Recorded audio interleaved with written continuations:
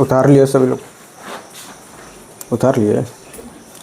देखिए ध्यान दीजिए, हिंदी व्याकरण में मैंने आपको पढ़ा दिया है क्या, अलंकार पढ़ा दिया है, संधि भी पढ़ा ही दिया है, लेकिन दोबारा पढ़ाना होगा, कहे कि आप लोगों की पढ़ाई जो है ना, इस बात के लिए दोबारा तुम नहीं ना पढ़ी हो।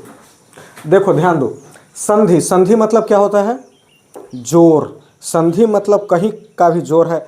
आपके बॉडी में कितनी हड्डियां हैं, 206, 206 है। जितनी भी बोन्स है वो सभी एक दूसरे से ज्वाइंट है हुई हुई, है ना, उसी ज्वाइंट को क्या बोलते हैं हम, संधि बोलते हैं। हिंदी व्याकरण में भी संधि, यहाँ पर दो बोन्स का जोर होगा क्या, दो शब्दों का, दो अक्षरों का, दो वर्णों का जोर होगा, उसको ही क्या बोलेंगे हम, संधि। यहां देखिएगा संधि, जब दो वर्ण, वर्ण कितने होते हैं, स्वर वर्ण और व्यंजन वर्ण, स्वर वर्ण और व्यंजन वर्ण। जब दो वर्ण या अक्षर, जब दो वर्ण या अक्षर आपस में मिलते हैं, जब दो वर्ण या अक्षर आपस में मिलते हैं और उनके मिलने से उसके रूप या ध्वनि में परिवर्तन हो जाता है, उसके रूप या ध्वनि में परिवर्तन हो जाता है, उसे ही क्या बोलते हैं हम, संधि बोलते हैं। जैसे पो जोर अन्न, पो जोर अन्न क्या हो जाएगा, क्या हो जाएगा बोलिए, पवन। पो जोर अन्न क्या हो जाएगा, पवन। देखिए उसके रूप में, उसकी ध्वनि में परिवर्तन हो गया कि नहीं, उसे ही हम क्या बोलेंगे, संधि। संधि दैट मीन्स, देखिए ये आपको डिटेल्स सिर्फ पूछेगा 10th या 12th तक पूछेगा, 10th या 12th तक पूछेगा। उसके बाद कभी भी पूछेगा तो सिर्फ ऑब्जेक्टिव टाइप क्वेश्चन पूछेगा। आप समझ लेंगे, अच्छे से समझ लेंगे तो फिर आगे हमेशा ये काम देगा। जब दो वर्ण अक्षर आपस में मिलते हैं और उनके मिलने से, उनके जोर से उसके रूप या ध्वनि में, ध्वनि मतलब, ध्वनि मतलब आवाज में जो हम बोलते हैं, उसके प्रोनाउंसिएशन में परिवर्तन हो जाता है, प्रोनाउंसिएशन में बदलाव हो जाता है, प्रोनाउंसिएशन में बदलाव हो जाता है, उसे ही क्या बोलते हैं हम, संधि बोलते हैं। देखिए जब दो शब्दों के मिलने से एक नए सार्थक शब्द का निर्माण होता है। शब्द आप लोग पढ़े हैं, पढ़े हैं ना, कितने प्रकार के होते हैं शब्द, उत्पत्ति के आधार पर बताइए। हाँ, उत्पत्ति के आधार पर कौन कौन, तत्सम, तद्भव, देशज, विदेशज।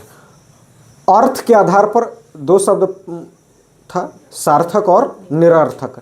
सार्थक का मतलब हुआ कि वैसे शब्द, वैसे शब्द जिसका कोई अर्थ हो, स प्लस अर्थक मतलब अर्थ के साथ। निरर्थक दैट मीन्स निह प्लस अर्थक, निह प्लस अर्थक, जिसका कोई भी अर्थ ना निकले, जिसका कोई भी मतलब ना निकले। तो यहाँ पर देखिएगा कि एक नए सार्थक शब्द का निर्माण होना चाहिए। ऐसे नहीं कुछ भी बोल दिए, कहीं पर भी दो शब्द को जोड़ दिए और उसका कोई मतलब ही नहीं निकल आ रहा है, तो फिर वैसे शब्द नहीं। दो शब्दों के मिलने से एक नए सार्थक शब्द का निर्माण होता है, उसी मिलन या जोड़ को क्या बोलेंगे हम, संधि बोलेंगे। एग्जाम्पल में देखिएगा, विद्या प्लस आलय। विद्या का मतलब क्या हुआ, जो आपको ज्ञान मिल रहा है वो विद्या, प्लस आलय, आलय मतलब होता है भंडार, घर। विद्या का जो घर होगा उसको क्या बोलेंगे हम, विद्यालय। ज्ञान प्लस ईश्वर, ज्ञान का जो ईश्वर है, ज्ञान का जो ईश्वर, ये क्या, देखिए यहाँ पर न है, न के साथ क्या आ रहा है, अ आ रहा है कि नहीं, न के साथ अ आ रहा है, तो यहाँ पर अ और ई मिलकर ए बन गया कि नहीं। यहाँ पर न को यदि तोड़ेंगे, यदि आप न को तोड़ेंगे, न को तोड़िएगा तो इस तरह आ जाएगा, ओके, न को तोड़िएगा तो इस तरह आ जाएगा। यह है व्यंजन और यह है क्या, स्वर। यह क्या है, व्यंजन। स्वर वर्ण वो होते हैं जिसके प्रोनाउंसिएशन में, जिसको बोलने में, जिसके उच्चारण में हमें किसी दूसरे वर्ण की सहायता न ली जाए, वो क्या होगा, स्वर वर्ण। इंग्लिश में क्या पढ़े हैं आप लोग, वॉवेल। वॉवेल में ए ई आई ओ यू जो होता है, इसमें क्या है, अ आ ई। अब आप सबको अ आई आता होगा, आती होगी, या फिर शायद ही आती होगी, शायद आती होगी या फिर शायद ही आती होगी। याद है कि भूल गए, नहीं, मैं कभी कभी भूल जाता हूँ। देखिए जो लोग आगे तक निकल चुके हैं वो कभी कभी इसमें हल्का हल्का कहीं पर भी माइनर मिस्टेक हो जाता है, एरर्स हो जाते हैं। तो देखिए इसमें और जिस वर्ण के उच्चारण में मुझे स्वर वर्ण की सहायता लेनी पड़े, हमें स्वर वर्ण की सहायता लेनी पड़े, वो कौन सा वर्ण होगा? व्यंजन वर्ण। न को बोलने में जब हम न बोलते हैं, जब हम न बोलेंगे तो न के बाद उच्चारण क्या आ जाता है? अ आता है कि नहीं? यही क्या है, न में हलंत प्लस अ, ये पूरा क्या बन जाता है? न बन जाता है। यहां पर भी न के साथ क्या है? अ है। अ और ई मिल करके क्या बन गया? ए बन गया। ज्ञान प्लस ईश्वर क्या हो गया? ज्ञानेश्वर। ज्ञान प्लस ईश्वर क्या हो गया? ज्ञानेश्वर। महा प्लस ईश, महा प्लस ईश क्या क्या बन गया? महेश बन गया। उसके रूप में, उसकी ध्वनि में पूरा परिवर्तन हो गया कि नहीं? इसी को हम क्या बोलेंगे? संधि बोलेंगे। देखिए यहां पर एक होता है उपसर्ग और एक होता है प्रत्यय। जब भी यदि किसी भी शब्द को तोड़ेंगे, वैसा शब्द जो टूट सके, जो दो शब्दों के मिलने से बना है, दो शब्दों के संधि से बना है, उस शब्द को तोड़ेंगे तो एक निकलेगा उत्तर पद। उत्तर पद मतलब पहले, पहला जो फर्स्ट टर्म होगा वो, और एक होगा पूर्व पद, मतलब इसके एक और जो बच गया वो। ये पहला पद और ये हुआ दूसरा पद। इसमें जो पहला पद होगा उसको बोलेंगे उत्तर। उत्तर मतलब होता है पहले। उत्तर मतलब क्या होता है? पहले। उत्तर मतलब होता है पहले। आई थिंक आप गलत लिख लिए हैं, यहाँ पर लिखिएगा। यह है पूर्व पद। पूर्व मतलब होता है पहले, उत्तर मतलब होता है, लिखेगा सुधरिएगा तो इसको,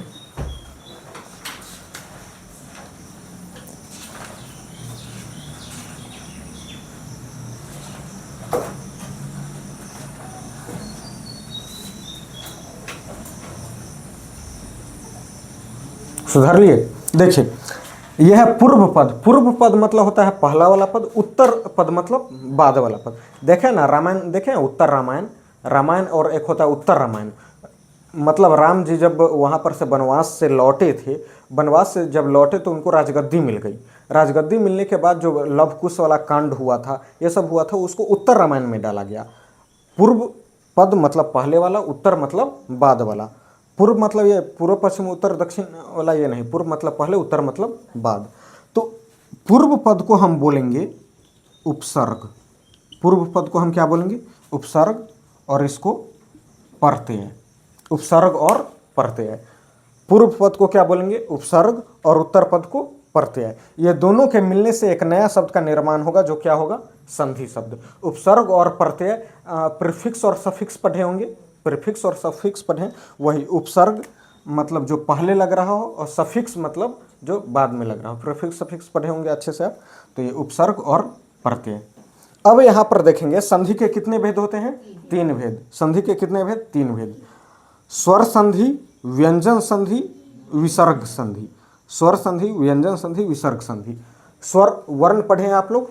वर्ण पढ़े हैं ना? देखिए वॉवेल, जैसे इंग्लिश में आप लोग पढ़े हैं वॉवेल, उसी तरह है हिंदी में क्या है? स्वर वर्ण। अल्फ़ाबेट में कितने वॉवेल? इंग्लिश अल्फ़ाबेट में कितने वॉवेल हैं?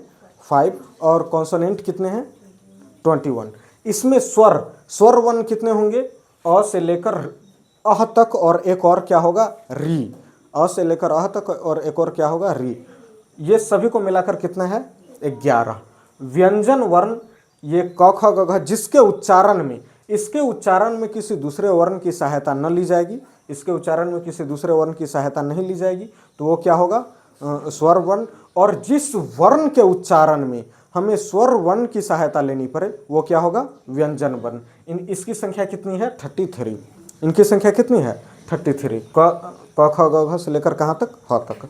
और एक और होगा जो अक्ष, तर, ज्ञ और सर आप पढ़े हैं, तो ये संयुक्त वर्ण होता है। ये 2 वर्णों के मिलने से बना होता है। कितने? 2 वर्णों के मिलने से बना होता है। जैसे अक्ष, त्र, ये क और स से मिलकर बना होता है। किससे? क और स से। यहां पर देखिएगा अक्ष का क्या होता है? इंग्लिश बताइए। KSH। दैट मीन्स कि क और स, ये दोनों के मिलने से क्या बना है? ये व्यंजन वर्णों के मिलने से बना है। ये क्या बना है? अक्षा बन गया। उसी तरह TR, त और र के मिलने से बना है, तो क्या हो गया? त्र। इसी तरह ये क्या है? संयुक्त वर्ण। इनकी संख्या कितनी है? 4। देखिए स्वर संधि जिसमें दो स्वरों का मिलन हो, स्वर संधि जिसमें दो स्वरों का मिलन हो, व्यंजन संधि जिसमें व्यंजन का मिलन हो, और विसर्ग संधि जिसमें विसर्गों का मिलन हो। विसर्ग संधि का कोई एक दीजिएगा उदाहरण, बोलिए कोई एक उदाहरण दीजिए। मैंने अभी आपको बताया निरर्थक, क्या बताया? निरर्थक। निरर्थक क्या होता है? निह प्लस अर्थक। निरर्थक दैट मीन्स निरर्थक, ये होगा निह प्लस अर्थक। निह मतलब जिसका कोई अर्थ ना हो, निह मतलब नहीं, और अर्थक मतलब उसका मीनिंग। तो निह प्लस अर्थक जिसका कोई मतलब ही ना हो तो वो क्या हो गया? निरर्थक। तो ये क्या हो गया? विसर्ग संधि। पो जोर अन, इसमें यहां पर देखिए ये स्वर संधि में पो जोर अन, ये क्या हो गया? पवन। यहां पर देखिएगा ओ प्लस अ मिल रहा है कि नहीं? यहां पर ये भी क्या है? स्वर है, ये भी क्या है? स्वर है। ये दोनों के मिलने से इसके रूप में और ध्वनि में परिवर्तन हो गया। तो ये कौन सी संधि हो गई? स्वर संधि। इसमें दो स्वरों का मिलन से नए शब्दों का निर्माण हो रहा है, नए शब्द का निर्माण हो रहा है। यही क्या है? स्वर संधि। गॉट इट और नॉट? समझ में आ गया मीनाक्षी? अच्छे से समझ में आ रहा है ना? ये आज संडे है इसलिए हिंदी चला रहा है, ठीक ना? आज हिंदी की क्लास चला रही है, तो नोट कर लिए होंगे। चलो अब हम चलेंगे नेक्स्ट एक्सप्लेनेशन पे।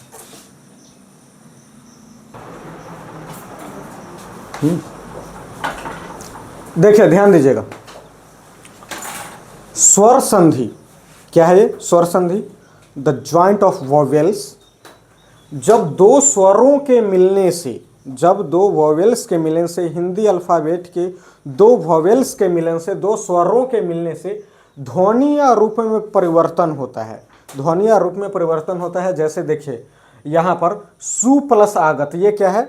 यहाँ पर छोटी ऊ है, यहाँ पर क्या है? छोटी ऊ।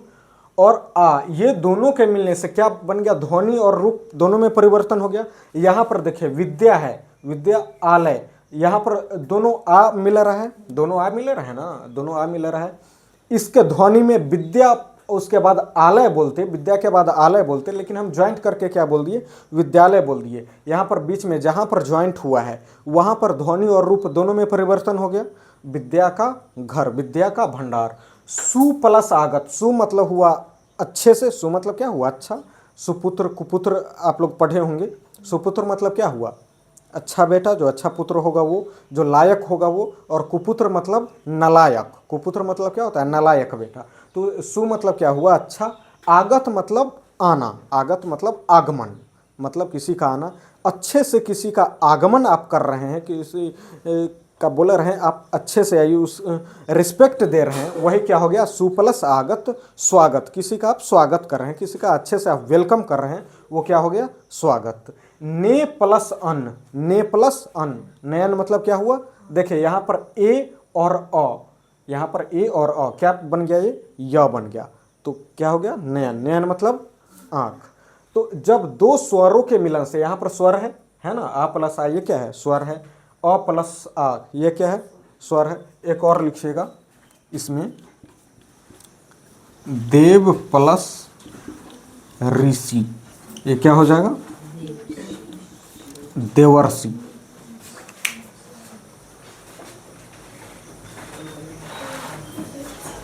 देव प्लस ऋषि, देवर्षि।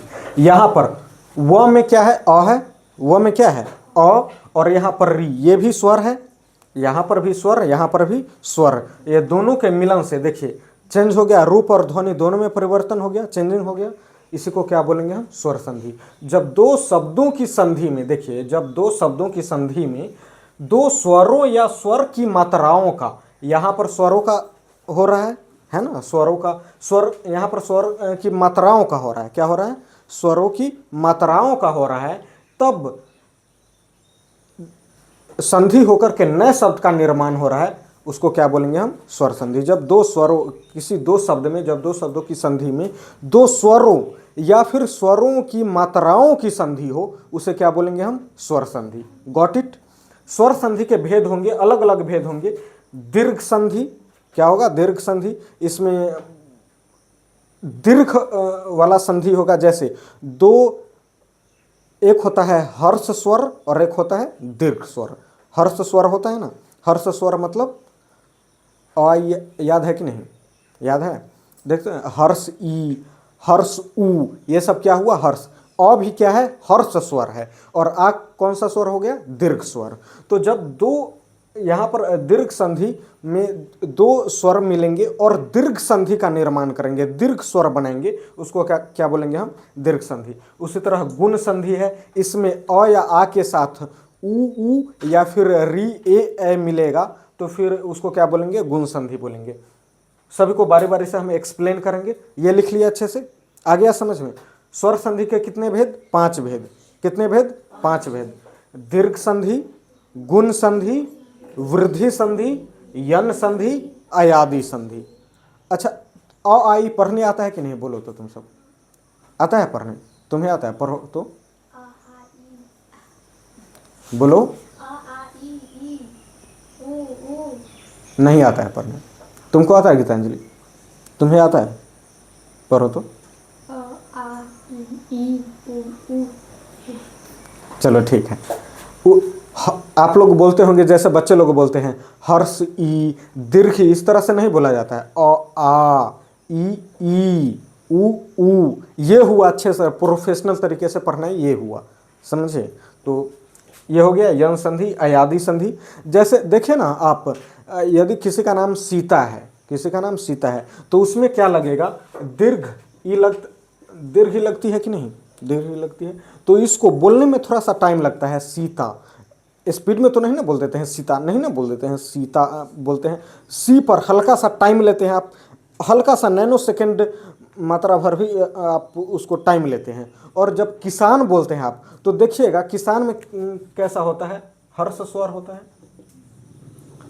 हर्ष स्वर है ना, ये हर्ष ई है। तो जब की बोलते हैं तो की पर देखिएगा बहुत ही आप थोड़ा देर के लिए टाइम देते हैं। तो जिसके उच्चारण में, जिस स्वर के उच्चारण में हम बहुत कम समय देते हैं, वो होगा हर्ष स्वर। और जिस शब्द के उच्चारण में हम थोड़ा सा दीर्घ लेकर के चलते हैं, थोड़ी सी लंबी टाइम लेते हैं, वो क्या होगा, दीर्घ स्वर। Got it, very good. तो नेक्स्ट हम चलेंगे, स्वर संधि के भेदों का हम एक्सप्लेन करेंगे। उतार लिए हैं, उतारिए अच्छे से। देखिए ध्यान दीजिए, जब एक स्वर मिलते हैं, समझ में आ रहा है, जब एक जैसे स्वर मिलते हैं तो वो मिलकर दीर्घ स्वर का निर्माण करते हैं।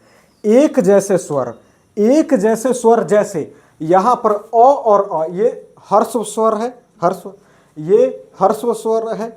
जब दो एक जैसे हर्ष स्वर मिलेंगे, हर्ष स्वर मिलेंगे, ये दोनों मिलकर के दीर्घ स्वर का निर्माण करेंगे। किसका निर्माण करेंगे, दीर्घ स्वर का। अ और अ मिलेगा तो किसका निर्माण करेगा, आ। ई और ई ये मिलेगा तो ई। ऊ और ऊ मिलेगा तो ऊ। जब ये दोनों हर्ष स्वर मिलेंगे, एक जैसे हर्ष स्वर मिलेंगे, तो उसी के दीर्घ स्वर का निर्माण करेंगे। इसी संधि को क्या बोलेंगे हम, दीर्घ संधि। इसी संधि को हम क्या बोलेंगे, दीर्घ संधि। स्वर में 4 प्रकार होंगे। कितने प्रकार होंगे, 4 प्रकार। जैसे ए जो हो गया, उसमें भी बोलते हैं ना ए ओ औ, तो ये तो हो गया हर्ष स्वर, ये हो गया दीर्घ स्वर। वही जो उसमें आप बोलते हैं ए ओ बोलते हैं ना, ए ओ, ये वो कौन सा हो गया, ये हो गया गुण स्वर। वो कौन सा स्वर हो गया, गुण स्वर। और उसी में औ वो बोलते हैं, तो वो हो गया वृद्धि स्वर। समझे, समझ में आया, नहीं समझे। ए हो गया, ओ हो गया, वो हो गया गुण स्वर, और औ वो हो गया वृद्धि स्वर। समझ में, यहां पर जब दो हर्ष स्वर मिलेंगे तो दीर्घ स्वर का निर्माण करेंगे। जब एक जैसे स्वर मिलते हैं तो मिलकर के दीर्घ स्वर का निर्माण करते हैं, उसे ही क्या बोलेंगे हम, दीर्घ संधि बोलेंगे। जैसे यहां पर देखिए अ और अ मिला तो क्या बन गया, आ। एग्जाम्पल में मत प्लस अनुसार, मत जोर अनुसार। यहां पर क्या है, मत, त में अ है लगा हुआ, त में क्या है लगा हुआ, अ और अ मिला, क्या बन गया यहां पर, आ। मत प्लस अनुसार क्या बन गया, मता अनुसार, मता अनुसार बन गया। मत प्लस अनुसार, मत मतलब क्या होता है, वोट। मत मतलब क्या होता है, वोट। आप सब वोट दिए हैं कि नहीं? उम्र ही नहीं हुई। जैसे यदि मैं कुछ करना चाहूँ यहाँ पर, तो फिर आप लोगों से मैं राय विचार लूंगा कि नहीं? आप लोगों से राय विचार। तो फिर यदि आप सब में दो पक्ष बट गया, कोई काम मैं करना चाहूँ, आप सब में एक तरफ बोला रहा है हाँ, कोई बोला रहा है ना, तो मैं बोलूँगा अच्छा ठीक है, चलो हाँ वाला में कौन है, तो कुछ लोग हाथ खड़ा करेंगे। ना वाला में कौन है, उसमें देखूंगा कि जिसकी संख्या ज़्यादा है उसके अनुसार मैं काम करूँगा। उसे ही क्या बोलेंगे हम? मतानुसार, मत के अनुसार। देखिए हर्ष ई मिली तो दीर्घ ई के निर्माण की। ये जैसे रवि, रवि मतलब सूर्य, रवि मतलब क्या होता है? सूर्य। रवि प्लस इंद्र, इंद्र मतलब होता है भगवान, इंद्र मतलब क्या होता है? भगवान। रवि इंद्र, सूर्य भगवान, सूर्य का जो भगवान होंगे वही क्या होंगे? रवि रविंद्र। सॉरी ये गलत लिखा गया हुआ यहाँ पे, इस तरह होगा। ठीक है जी। ई प्लस ई तो दीर्घ ई का निर्माण करेगी। ये क्या हो गया? रवि प्लस इंद्र क्या हो गया? रविंद्र। समझ में आ रहा है? रवि प्लस इंद्र रविंद्र। ऊ प्लस ऊ, हर्ष ऊ, ये दोनों मिलकर क्या हुआ? दीर्घ ऊ। तो जैसे भानु, भानु में हर्ष ऊ है, ये भी क्या है? हर्ष ऊ। भानु मतलब क्या होता है? भानु मतलब सूर्य। उदय मतलब जगना। सूर्य का निकलना, सूर्य का जगना क्या कहलाया? भानुदय। यहाँ पर देखिए इधर है हर्ष ऊ, ये भी हर्ष ऊ, ये दोनों मिलकर के किसका निर्माण किया? दीर्घ ऊ का निर्माण किया। यही क्या हो गया? भानुदय। ये हो गया दीर्घ संधि। भानु प्लस उदय क्या हो गया? भानुदय। यहाँ पर देखिए गुरु प्लस उपदेश, इसमें क्या है? हर्ष ऊ, यहाँ पर भी क्या है? हर्ष ऊ। गुरु प्लस उपदेश, गुरु प्लस उपदेश मतलब गुरु जो उपदेश मतलब बताइए। गुरु का जो उपदेश, आपके शिक्षकों का जो उपदेश होगा आप लोगों के लिए, आप लोगों की भलाई के लिए, उनका जो वचन होगा वही क्या होगा? गुरुपदेश होगा। गुरु प्लस उपदेश क्या हो गया? गुरुपदेश। समझ में आ गया? पक्का। दीर्घ स्वर कब बनेगा? दीर्घ स्वर कब बनेगा? जब दो एक जैसे स्वर मिलेंगे तो फिर किसका निर्माण करेंगे? एक जैसे हर्ष स्वर, कौन सा स्वर? हर्ष स्वर मिलेंगे तो फिर दीर्घ स्वर का निर्माण करेंगे। उसे क्या बोलेंगे हम? दीर्घ संधि। गॉट इट और नॉट? Very good. नेक्स्ट देखिएगा गुण संधि। गुण संधि में मैंने क्या बता दिया आपको? ए है, ओ है, ये दोनों क्या है? गुण संधि है।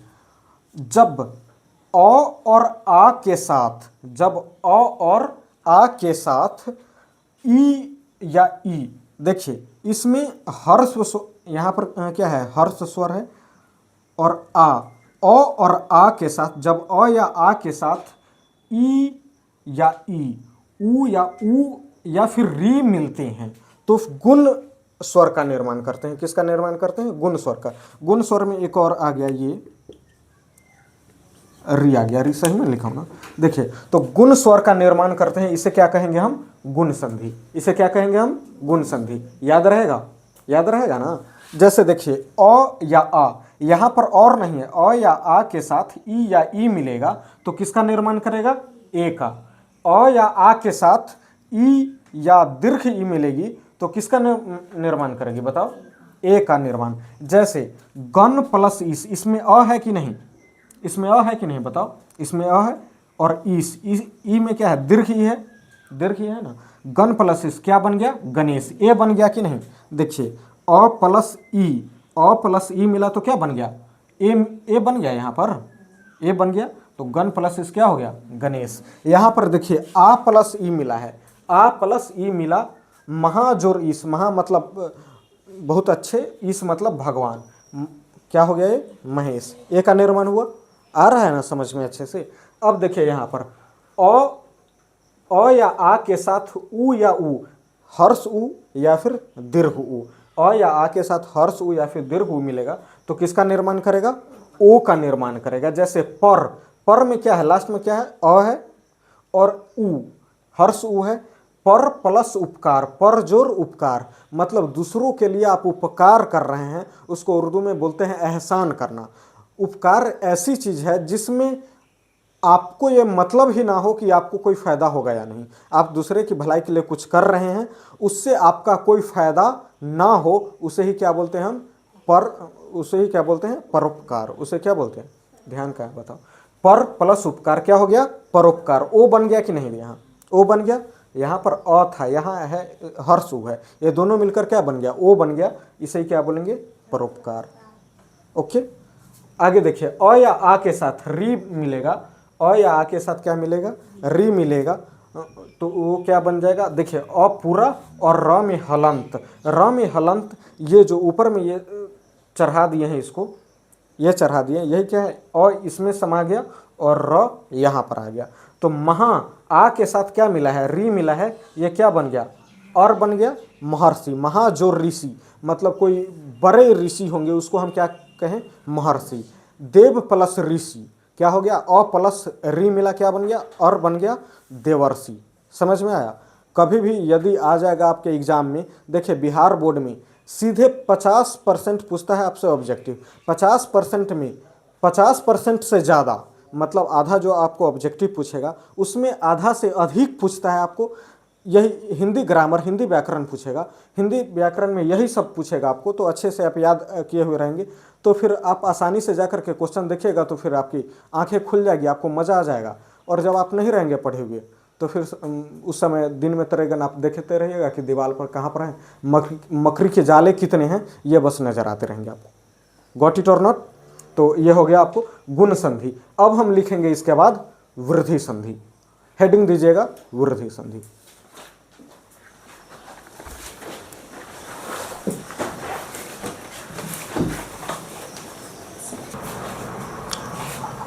देखिएगा, अब है वृद्धि संधि। वृद्धि संधि में कौन कौन आया, ए और औ। क्या क्या आया, ए और औ। जब अ या आ के साथ, जब अ या आ के साथ ए या ए मिलेंगे, जब अ या आ के साथ मिलेंगे, जब अ या आ के साथ ए या ए मिलेंगे तो वृद्धि संधि ए का निर्माण करेंगे। किसका निर्माण करेंगे, ए का। अ या आ के साथ ए या ए मिलेंगे तो ए का निर्माण करेंगे, और अ या आ के साथ ओ या अ मिलेंगे तो किसका निर्माण करेंगे, औ का। ये दोनों क्या है, वृद्धि संधि, ये वृद्धि स्वर है। तो ये जो ज्वाइंट हो गया, इस ज्वाइंट को हम क्या बोलेंगे, वृद्धि संधि। जब अ या आ के साथ ए या ए मिलेंगे तो ए, और अ या आ के साथ ओ और अ की संधि होगी तो अ का निर्माण होगा। इसे ही क्या बोलेंगे हम, ये वृद्धि स्वर का निर्माण हुआ, इसलिए इसको क्या बोलेंगे हम, वृद्धि संधि। देख लिए, तो वृद्धि स्वर का निर्माण होता है, इसे हम क्या बोलेंगे, वृद्धि संधि। यहां पर देखिएगा अ या आ के साथ, यहां पर क्या है, आ है, सदा में क्या है, आ, और यहां पर ए, सदा, सदा प्लस एब क्या बन गया, सदैव। इसमें कौन सी मात्रा है, ए की मात्रा है कि नहीं, ए की मात्रा है, सदा प्लस एब क्या बन गया, सदैव। यहां पर ये देखिए आकार है ना, आ प्लस ओ क्या बन गया, ये औ बन गया, आ प्लस औ क्या बन गया, औ। तो महा प्लस औषधि, महा प्लस औषधि क्या बन गया, महौषधि। महा प्लस औषधि, औषधि मतलब क्या होता है, मेडिसिन, दवाई। तो महा प्लस औषधि, वैसे जो रामबाण जो दवा होगी उसको बोलेंगे हम महौषधि। तो महा प्लस औषधि, वैसी दवा जो महान हो, जो अच्छी हो, वो क्या हो गई, महौषधि। वन की जो दवा होगी, वन, यहां पर अ है कि नहीं, देखिए अ और अ और अ मिला तो क्या, किसका निर्माण किया, औ का। यहां पर अ है और यहां क्या है, औ। अ प्लस औ, अ संधि औ क्या बन गया, औ बना। वन प्लस औषधि, वन की औषधि, वन की औषधि को क्या बोलेंगे हम, वन औषधि। Got it. नेक्स्ट, यन संधि। यन संधि में ध्यान दीजिएगा, जब ई, दीर्घ ई, उ, दीर्घ उ या री के बाद जब कोई दूसरा स्वर आएगा, कोई भी दूसरा स्वर आ जाएगा इसके बाद में, तो किसका निर्माण करेगा, दूसरा स्वर में से यहाँ पर अ आया, आ आया, तो किसका निर्माण करेगा, यहाँ पर देखिए व।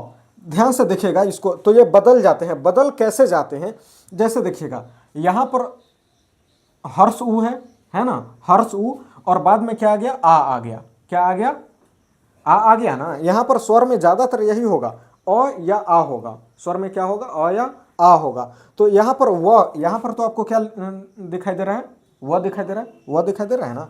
यहां पर देखिए सु में हर्ष उ है, हर्ष उ, यहां पर आ है, तो व कैसे होगा, यहां पर व तो होगा, लेकिन जिसमें ये उ लगा हुआ था, जिसमें ये पहला वाला स्वर लगा हुआ था, जिसमें ये उ लगा हुआ था, उसको ये आधा कर देगा। ये पूरा था, ये पूरा था ना, इसको ये क्या कर दिया, आधा कर दिया। इसमें भी देखिएगा ई या ई के बाद स्वर आएगा तो ये तो य बन जाएगा, लेकिन इससे पहले वाले को क्या कर देगा, आधा कर देगा। यद्यपि में क्या होता है, द आधा हो जाता है और य पूरा हो जाता है। द आधा और य पूरा, इसको द्य बोलते हैं। द आधा और य पूरा को क्या बोलते हैं, द्य।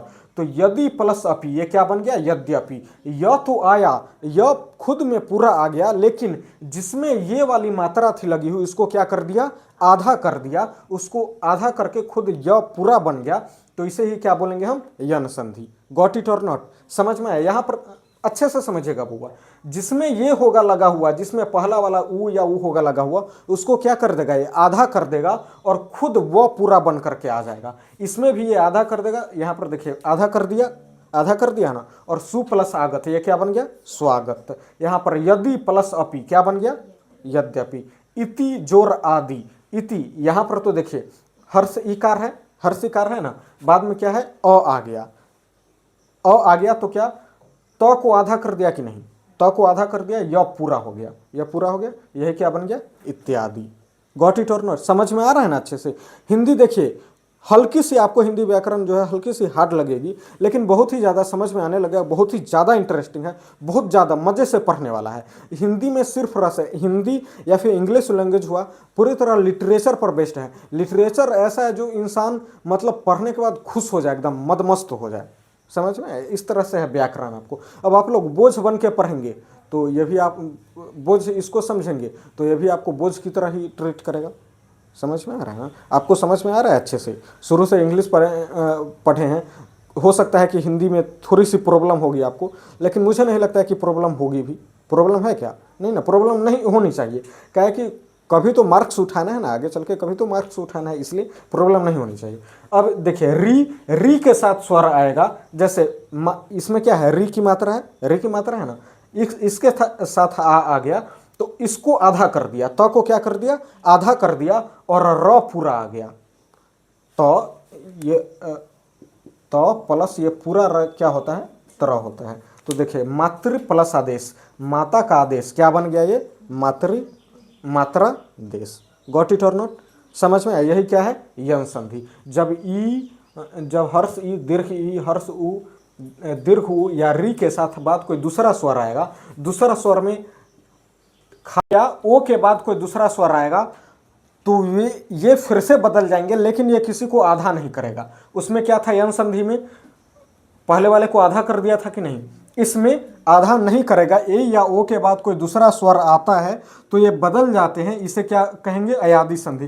किस तरह बदलेंगे, बदला था यन संधि भी बदलेगा, ये भी, ये आधा नहीं करेगा। देखिए ए प्लस अ, ये क्या हो जाएगा, अ आएगा, ये अ वाली जो मात्रा है उसको पूरा करेगी, इसको पूरा करेगी, न को आधा नहीं करेगी, इसको ये अ की मात्रा इसको क्या करेगी, पूरा करेगी, और न य जो है बीच में लग जाएगा। समझ में आया, गॉट इट और नॉट। यहाँ पर ए प्लस अ ये क्या बन जाएगा, अ बन जाएगा, ओ प्लस अ क्या बन जाएगा, अ बन जाएगा। जिस तरह से ने प्लस अन क्या हो जाएगा, नयन। पो प्लस अन पवन, पवन मतलब हवा, और नयन मतलब आँख, चक्षु मतलब आँख, नज़र मतलब आँख। पर्यायवाची शब्द पढ़े हो ना, पढ़े हो ना, अच्छे से पढ़ते रहिए। देखिए एक शब्द के अनेक शब्द होते हैं, पर्यायवाची समानार्थक शब्द, एकदम मज़े में पढ़ते रहिए। अब नेक्स्ट स्वर संधि के बाद हम फिर से आगे पढ़ेंगे कौन सी संधि, व्यंजन संधि। ये नेक्स्ट डे अच्छे से पढ़ करके आइएगा। हिंदी की कभी भी यदि टेस्ट हो जाएगी तो आप लोग धुनाई खाने वाला काम नहीं कीजिएगा, ठीक, नहीं तो डिम्पल रिकॉर्ड हो रहा है, अच्छे से पढ़ के आना तुम, ओके, ठीक है। ये होता है यहाँ पर ख़त्म। फिर व्यंजन संधि नेक्स्ट डे नहीं, नेक्स्ट संडे, ओके। बीच में है 6 दिन का टाइम है, अच्छे से आप लोग पढ़ते रहिए। फिर से कल चलेगी, इंग्लिश की क्लासेस चलेगी आपकी। क्या चला रहा है अभी, हाँ कल बंद, मतलब कल का मतलब हुआ क्लास का कल, ठीक है ना, आपके जो वर्ग चल रहा है इसका कल। तो फिर क्या चला रहा है, हाँ नाउन चला रहा है ना, बोलो। तो परसों सुबह में चलेगी ना क्लास, कल का मतलब क्लास का कल, ओके। तो क्या चला रहा है, नाउन चला रहा है ना। तो नाउन में next type based on number, based on counting, based on gender, ये सब हम आगे बताएंगे। अच्छे से पढ़ते रहिए, अस्त रहिए, मस्त रहिए, व्यस्त रहिए। और कुछ बोलना है? राधे राधे, हर हर महादेव। बस इसी के साथ मैं अपनी वाणी को विराम दे रहा हूँ।